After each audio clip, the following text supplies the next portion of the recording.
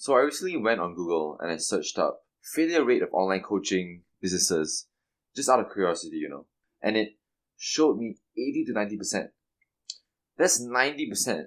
And so they got me thinking, what are the exact reasons that result in that number? So I did a little bit more research, and to just be super real with you guys, I just did like 2 or 3 Google searches plus ChatGPT. And what I found was that the main problem is that most online coaches just haven't mastered the business side of running an online coaching business. And then they either quit their business like 3 months in, or they just end up wasting a bunch of time and money because the systems were just not optimized. And so it's clear that a lot of online coaches also don't want to admit that, which in my opinion is totally okay. Don't know if it's an ego thing, and I'm not trying to be a dick here, but in my opinion, it's totally fair. Because if you're a coach, it just means that you spend time and dedication to actually becoming an expert in your field, such that you're now a legit coach, right? But then at the end of the day, this is online business, right? And so you either need to become the expert yourself, or partner up with an expert, or someone who already has generated sales and made revenue from selling online coaching programs, like me, or other agencies out there. The point being, you need to actually have access to the right business info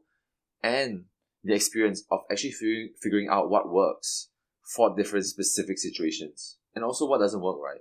And that's equally as important. So in this video, I'm going to be going through 3 main things that you need to focus on if you actually want your online coaching business to succeed and scale at a consistent rate. I got one of my clients from 0 to 10K per month within the first month, and 3x one of my clients' monthly profits within 30 days as well. So I'm going to be breaking it down to 3 main things, and that's targeted marketing, optimizing your funnel, and delegation. So first, targeted marketing. So marketing is essentially all the content you put out, whether it's Instagram Reels, YouTube, TikTok, paid ads, all that. And the main goal for marketing and putting out content is lead generation, which I'm sure if you've done this a little bit, you understand. And so when I say targeted marketing, it's about targeting and focusing down on a more specific avatar, right? Your ICP, ideal client profile, ideal customer profile. And so if the leads that are showing up on your following, on your DMs, or sales calls are no good, then chances are is that your videos are attracting the wrong people. And by wrong people, I mean not qualified people, people who can't afford your program or just aren't serious. And so at this point, what most coaches do is that they lower the price, thinking that more people will then be able to afford it, or then you're catering to a larger audience. But instead of lowering your price while giving out the same amount of value, why not just focus or shift your avatar towards people who actually can pay, like maybe 9-to-5ers or working adults, and that way you can actually charge the amount that you want to charge. And so in your reels, you're going to be speaking to that person, right? You're going to be figuring out the exact kind of person that you want to work with. And in your reels, YouTube videos, basically all the content you put out, you want to be, imagine that you're speaking to them, targeting their pain points and actually solving struggles for them. So by doing that, you not only attract the right leads, but you actually increase your closing percentage and make even more money. Moving on to the second part, and that's optimizing your funnel. Now, there is no hard and fast funnel that just works for everyone, right? So some coaches are better off running a paid ads funnel into a webinar, and some are better off running purely organic and then DM closing funnels. Off the top of my head, there are at least 6 or 7 different funnels that work well in the info space. But it comes down to your specific situation, right? So for example, if you have a little bit of a smaller following count, then paid ads and boosted reels to a DM setting or webinar funnel might be a better option. I know coaches who only have 700 followers on Instagram and just solely rely on ads and then doing webinar funnels, and then they're making 30K per month. And then if you have a little bit of a larger following count, and then maybe something like a 5-day Instagram story sequence might make the most sense. But at the end of the day, the framework is the same for all funnels, and that's what I'm going to be sharing about today. So first things first, at the top of your funnel, right? This is going to be at the most top of your funnel, right? So at the top funnel, you want to have some sort of free resource or lead magnet that you want to give out. So this way you're going to be building, 1, you're going to be building trust, but then 2, this is essentially the first step of where all your leads fall into your pipeline. And so, for example, once you send out the automated message and then the lead magnet, and so your automation or your GHL will then send a notification to your appointment setter, and that's where your appointment setter continues the conversation in DMs. And then from there, you then qualify the leads. And this part is actually super important. The qualification process, I cannot stress how important this part is.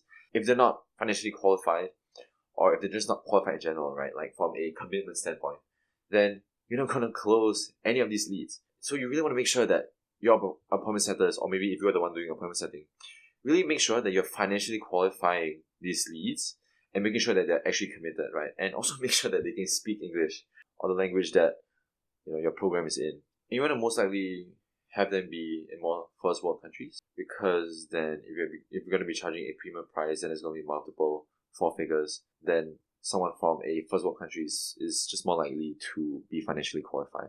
And then next is following up. I cannot stress how important following up is. I closed multiple four-figure deals just from following up. And so have your appointment centers follow up every 24 hours, or if you're the one doing, again, then follow up as well. It's so important.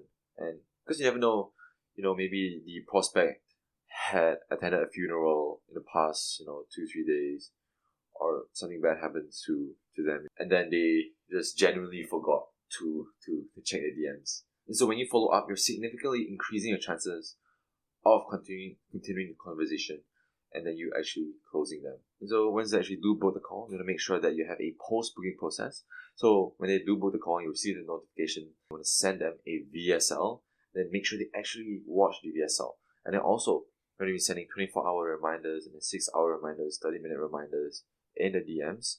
And you can honestly have this process automated, or you can just have your VA do it. And then also call them up. Once you do book the call them up and say that, hey, watch the VSL. It's going to make the call go a lot smoother. Having a post-booking process is actually really important. If you don't send them a VSL, if you don't call them up, it's very easy for that emotion, that buying emotion to be lost, right? Because maybe they book like 3 or 4 days in advance, and then it's just no contact within that period. Then that emotion of pain and that gap from where they are now to where they want to be is going to be lost, and then they're no longer going to feel the urgency or the need to actually join the program. And so by sending a VSL and then calling them up, you are making that frictionless. You're letting them know that the call is going to be beneficial to them, and that the call is what's going to potentially change their lives or get them where they want to go. And that brings us to the third and last thing, and that's delegation. The moment you have just a little bit of money to spare, I promise you, hire a VA or a video editor and start building a team. And the misconception that a lot of online business owners have, including myself in the past, is that we want to maximize our profits as much as possible.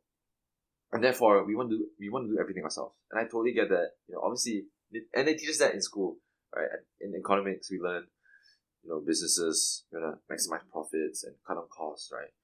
But you got to understand that when you picture a successful business, any business, right? You picture any business, right? Apple, Nike, Adidas. There is always a strong team of people behind that business.